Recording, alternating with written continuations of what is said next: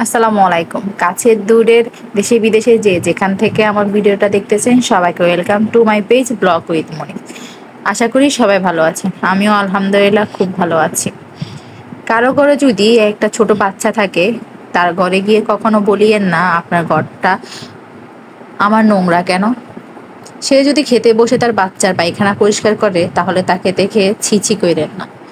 বাচ্চা সামলাতে গিয়ে যদি তার স্কিন নষ্ট হয়ে যায়, তাকে দেখতে এলোমেলো লাগে কিংবা পাগল পাগল লাগে, তাকে আপনি অসুন্দর হয়ে গেছেন, আপনার স্কিন নষ্ট হয়ে গেছে, আপনার ফিটনেস নষ্ট হয়ে গেছে, এসব বলিয়েন না। রান্না দেরি হইলে বলিয়েন না রান্না কেন দেরি হলো। বেসিংয়ে এক গাদা থালাবাটি দেখলে বলিয়েন না সময়ের কাজ সময়ের মতো করে না।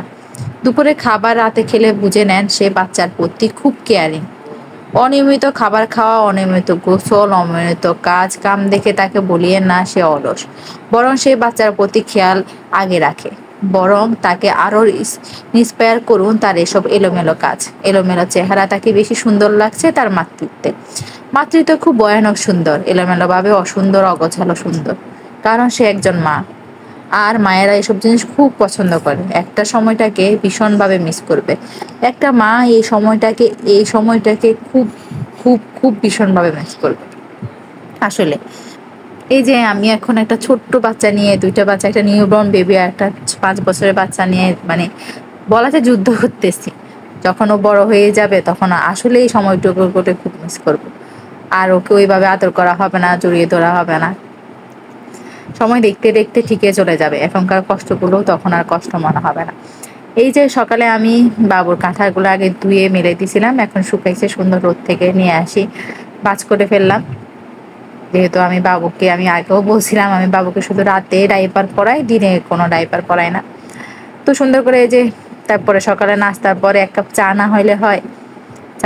চা না খেলে মনে হয় কি খাই নাই খালি খালি লাগে। কার আমার মতো এমন হয় বলেন তো? চা হয়েছে 1 কাপ সুখ, আমার মনে হয় আর কি। চায়ের মধ্যে অন্যরকম এক প্রশান্তি আছে।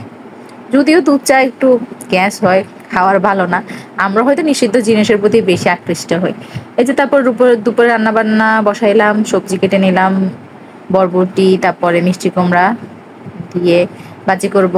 তারপরে এই যে একটু হলুদ দিয়ে দিলাম, আর লবণ দিব, একটু জিরার গুঁড়ি দিব। আমার বাজিতে, যে কোনো সবজি বাজিতে আমার একটু জিরার গুঁড়ি দিলে ভালো লাগে, একদম অল্প ভালো লাগে আর কি। কেন দি জানে না, ওই যে ভালো লাগে আর কি। তারপরে এই যে দিলাম, এখন নেড়ে চেড়ে দিব, একটু লবণ দিয়ে দিলাম। লবণ দিয়ে ভালো করে নেড়ে চেড়ে ঢেকে দিব। তো কে কোথায় থেকে আমার ভিডিওটা দেখতেছেন প্লিজ কমেন্ট করে জানাবেন। এই যে ঢেকে দিলাম, শেষ।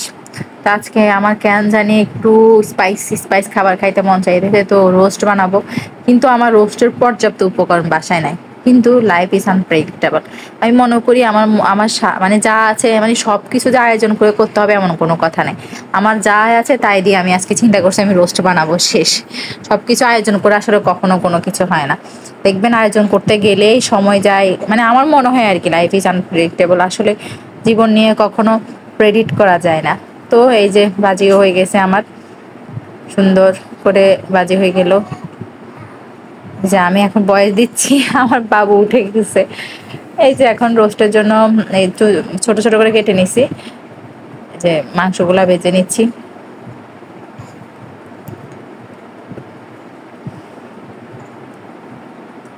এই যে দিয়ে দিলাম মাংস, এই যে পিট উপিট করে হালকা একটু লাল করে, যে দেশি মুরগি তো বেশি বাঁচতে হবে না, একদম সামান্য একটু করে তেল দিয়ে এই পিট উপিট হালকা একটু লাল হইলেই, হাই হিটে অল্প একটু লাল হইলে তুলে নেব।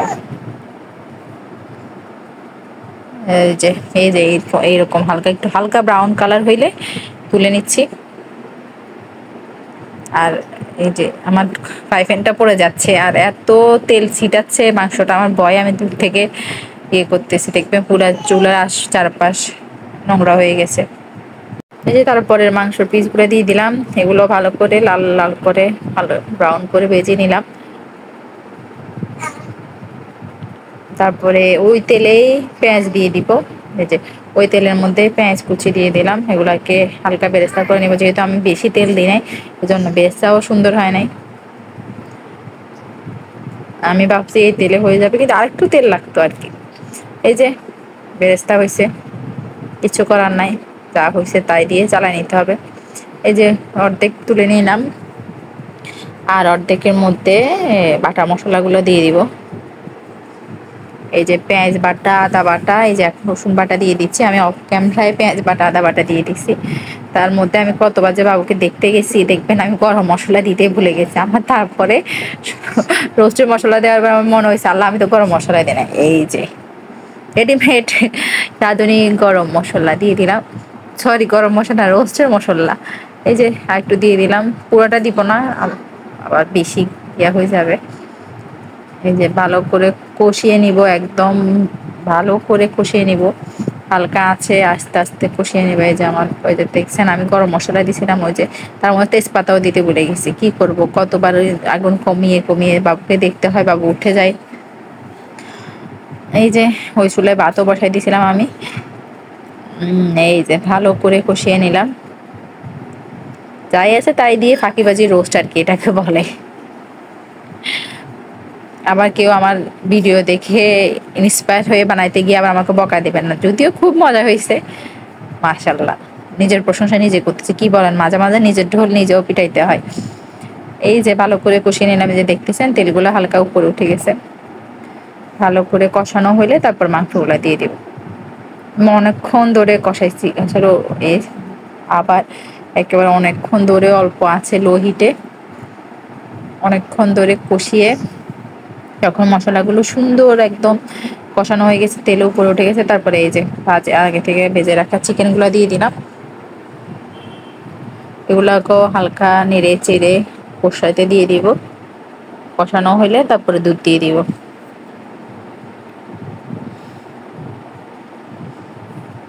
যে নেড়ে চেড়ে কষিয়ে নিলাম। কার কার রোস্ট পছন্দ জানাবেন তো, আমার মতো এই ফাঁকিবাজি কেউ করেন না মনে হয় না। আসলে কি, ওই যে বললাম না, আমি আসলে আয়োজন করে কোনো কিছু করতে পছন্দ করি না। আমার যখন যা মন চায়, আমার যাই উপাদান আছে আমি তাই দিয়ে চেষ্টা করি করার, ভালোই হয়। আমি না, বাসার সবাই বলে ভালো হয়। এই যে কষিয়ে নিলাম, তারপরে এই যে দুধ দিয়ে দিলাম। এখন একদম আছে কম আছে রেখে ঢাকনা দিয়ে দিব, সুন্দর করে এই চিকেনগুলো সিদ্ধ হয়ে যাবে।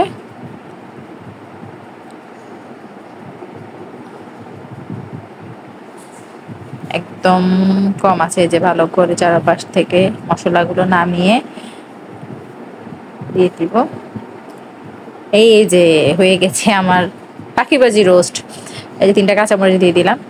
এটা হচ্ছে বিকালের বেলা, এটা কিন্তু কাজ খেত না, এটা হচ্ছে আমার এগুলো হচ্ছে কাটাছিড়া ব্লক আর কি যাকে বলে। এটা অনেক দিনের আগে অ্যাড করে দিলাম। এই যে আমার সাহেব বার্গার নিয়ে আসছিল, তারপরে এই যে নামিয়ে নিলাম। আমাদের এখানে বাসার পাশে একটা ছোট্ট মিনি বার্গারের একটা শপ আছে, অনেক ধরনের বার্গার বানায় রিজনেবল প্রাইসে, ভালোই, খারাপ না, মজা আছে।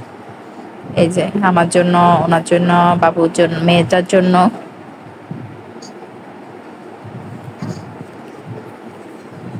এই যে নিয়ে নিলাম বার্গার, তারপরে আমরা এখন এনজয় করব। মেয়ে দেখাচ্ছে, আমার মেয়ের হাত দেখা যাচ্ছে, এই যে ওকে একটু ভিডিও করে নিলাম, ও খাচ্ছে। যদি আমার মেয়েটা লিটল বাইট পুরোটা শেষ করতে পারে না, যে এক কামড় দেয়, অনেকক্ষণ পর আর এক কামড় দেয়। এই যে বাজার সংসার জীবনে যে কত কিছু লাগে, এটা নাই তো ওইটা নাই, এটা না তো এটা, যে ডিম আনলো, দুধ আনলো, চানাচুর, তারপরে এই যে মুড়ই, নুডলস, বিস্কিট, সংসার জীবন যায় কি, আলু, তারপরে যে ম্যাকারনি। আর এখন সবকিছু যে হারে দাম বাড়তেছে, এই যে স্টিক নুডলস আর একটা টোস্ট বিস্কিট। কে কোথা থেকে দেখতেছেন আমার ভিডিওটা প্লিজ কমেন্ট করে জানাবেন। আর আমার ভিডিওটা যদি আপনাদের বিন্দুমাত্র ভালো লেগে থাকে, please like, share and subscribe my channel. আশা করি সবার একটু হলেও ভালো লাগবে। যে যেখানে থাকেন ভালো থাকবেন, সুস্থ থাকবেন। আল্লাহ সবাইকে সুস্থ রাখুক, ভালো রাখুক, আমাদের জন্য দোয়া করবেন। আসসালামু আলাইকুম।